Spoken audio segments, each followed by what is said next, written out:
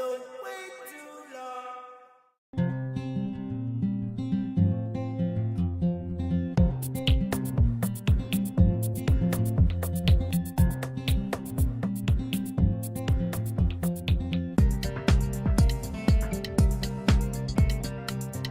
I totally believe in what we're doing, and I think it's the most important thing that I can be doing right now.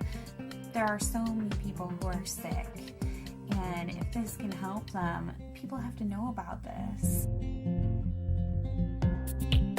It's fantastic that I get to share this with my family, that we're doing this together, and that we both feel so passionately about it. She was on over 40 different medicines. She had been on methotrexate and Plaquenil, one of those which nearly destroyed her vision.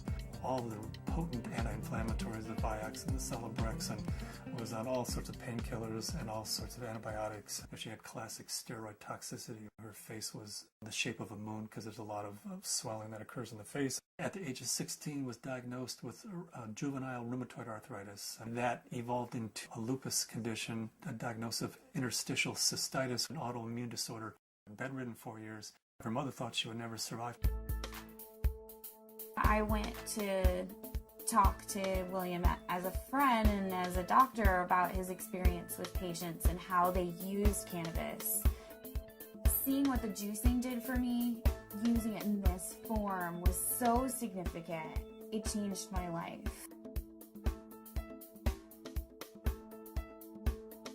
About 4 to 6 weeks after I started on juicing every day, I had no more back pain. I didn't need pain pills.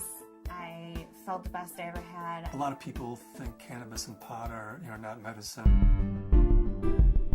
I had stumbled on an article in Scientific American, December 2004.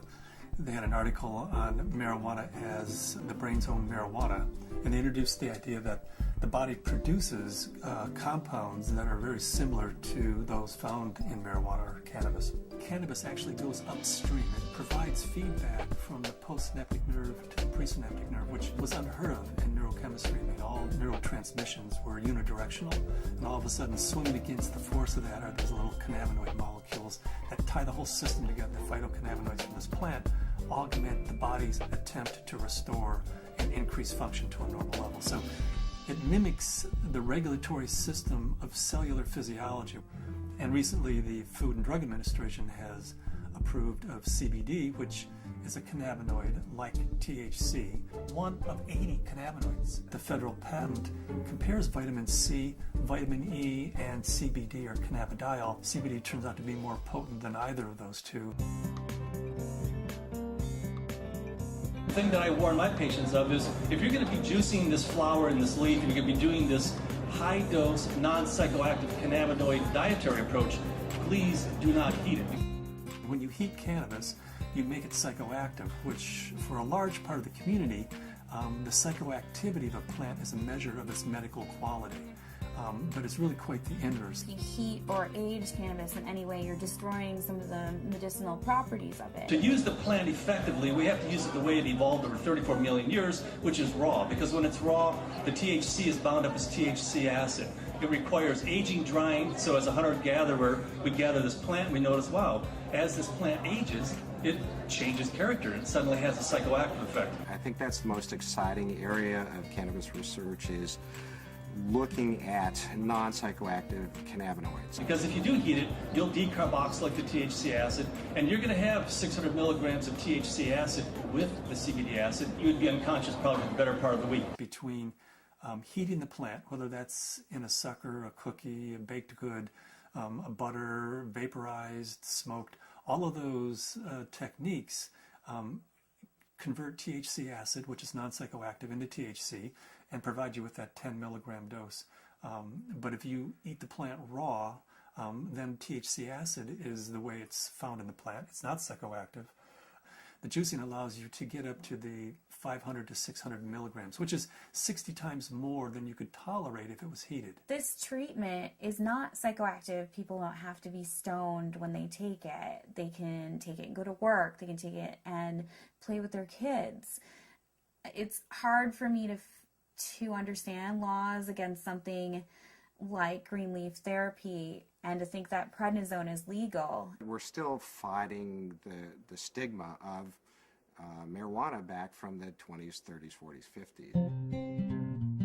I was a prosecutor for 8 years in Mendocino County, so I know it from both as a defense attorney and as a prosecutor. The 1972 Controlled Substances Act said that marijuana has no medical value whatsoever. The federal government has a patent on its medical properties. The Food and Drug Administration has approved it as investigative new drug. I have not found the United States to be very open about cannabis research. In order to print an article in a peer-reviewed journal, you have to use cannabis that they've certified for your study. And there are physicians who've waited 3, 4, 5, 6 years, some even longer than that, to just get a sample. The federal government's been kind of schizophrenic in the way it looks at marijuana. It says it has no medical value under that act, but at the same time, the federal government has been funding research in marijuana for years, for decades. And they've even patented certain strains of marijuana because they recognize it has that medical value. The California Narcotic Officers Association does not believe in medical marijuana. They believe it's all a big scam, and that's how they train law enforcement officers. Law enforcement is allowed to take a percentage of all assets that are forfeited and seized under the state and federal asset forfeiture law. So it takes the really enlightened and compassionate law enforcement officer to recognize that these medical marijuana laws are designed to protect patients. I was trained when someone had marijuana, you took them to jail. There wasn't a medicine use for marijuana. It's an illegal substance, and people went to jail for it.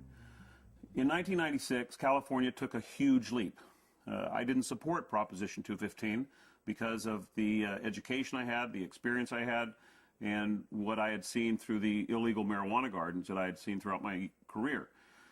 Since 1996, I have changed my opinion somewhat. I believe there is a very clear medicinal use for marijuana. That being said, I believe that there are a large percentage of people who use marijuana as an excuse to either make profits or for recreational. The people who use marijuana for the true intended use that the voters passed, medicinal, I'll do everything I can to support their rights. There's many more things that law enforcement can be focused on than medicinal marijuana. And I don't want to give the impression at all that I support people who are growing marijuana for medical purposes 364 days of the year, and then one day a year they make a big sale for a couple $100,000, and they're a commercial seller that one day of the year. They're the people who are causing problems for the people who really and truly need and can use medical marijuana.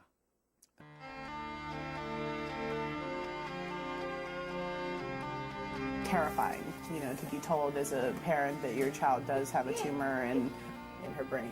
It took 24 hours in the operating room. They gave us a 10% chance of survival with treatment. The Oakland Children's Hospital, where they called me and they said they had a baby who they were discharging home. This baby had completed all treatment that would be useful for it, had brain tumor, had surgery, had radiation and chemo, and the tumors were still growing and still multiplying, and therefore they said to the parents, just take this baby home and make it comfortable, because there's nothing more that we know that will help its condition. Started to accept to the point where the illness had taken her and us, and try and find some acceptance. A month went by and I got in contact with the family, and they said, well, we just came back from Children's Hospital. They did a CAT scan.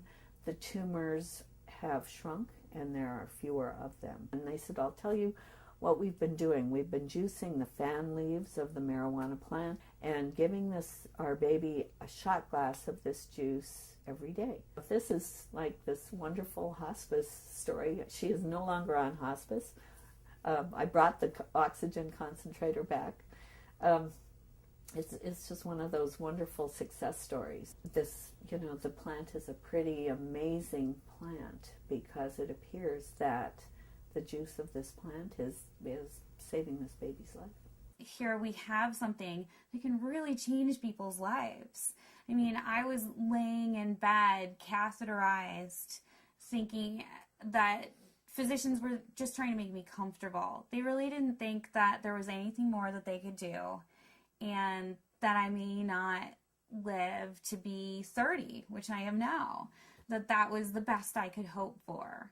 The best I could hope for was taking enough methadone and Percocet every day that I just didn't feel anything at all. I'd gotten in touch with Dr. Courtney because we had received a doctor's recommendation from one of his patients, and in it asked that they start juicing the leaves and having capsules and a few other items which I didn't know anything about. So after I contacted him, I was really excited to hear that there might be some other alternatives to the smoking of the cannabis. These are friends we've had in the past year.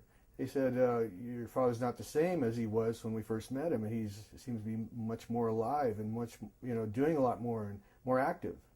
And I had informed them that it was because of the juice that he had been taking. Right after we started juicing, that he seemed to be more active. We would do things out in the garage more, and he wouldn't spend so much time in his chair. But we have ran out periodically in the last year and a half, and that's what made me convinced that he needed it, because when he would run out, he would have trouble getting out of the car. I had 4 doctors tell me that I should have a hysterectomy. You either have no ovaries, or at the very least you're sterile. That my endometriosis was so bad I would never be able to have a child. Despite very potent birth control, despite being sterile, Zahaya decided she was going to come join the party. Come on.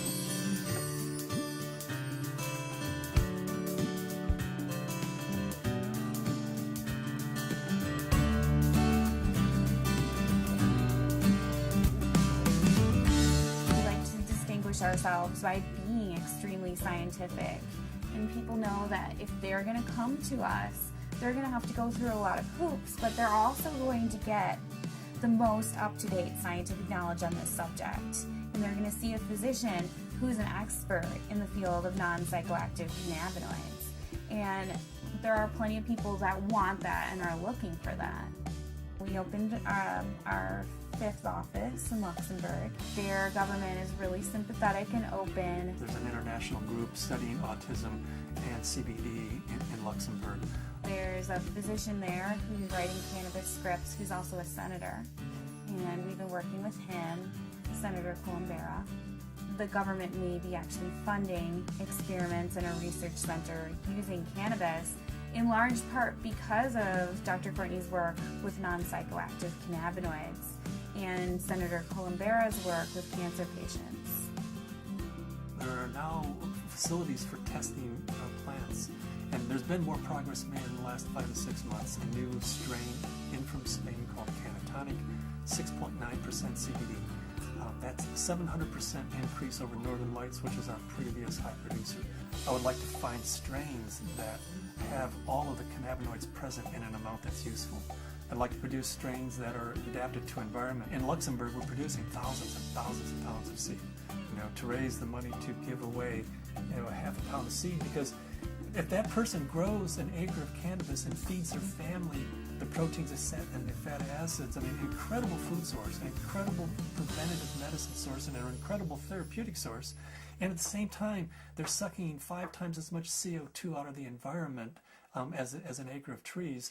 First, we have to change Convention Treaty Number 1, which was the convention that the UN put out in 1961 that says cannabis as a crime should be, if you have it, if you grow it, if it's in your possession, you should be in prison. That dogma has dominated the world right now.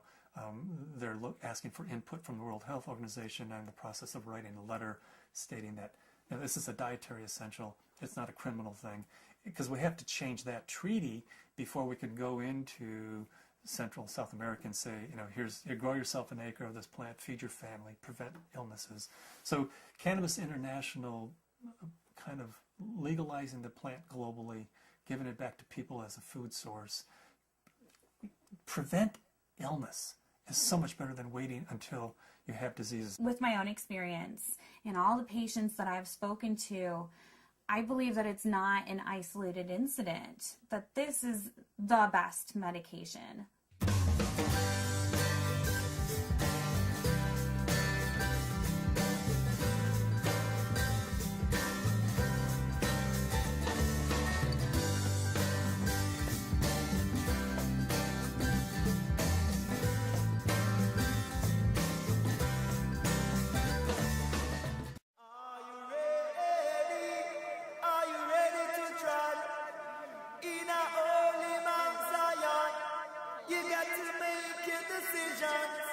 but don't wait too long.